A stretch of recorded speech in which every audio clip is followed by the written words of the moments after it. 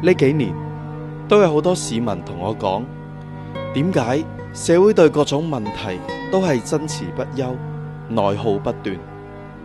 港珠澳大橋拖，住屋問題拖，貧富問題拖，好多市民都厭倦咗呢種停滯不前嘅境況，要跳出困局，香港要向前。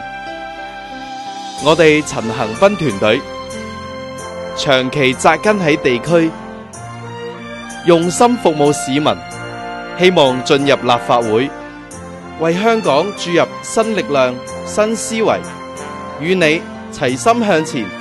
請支持12號陳恒鑌團隊。2012選12陳恒鑌。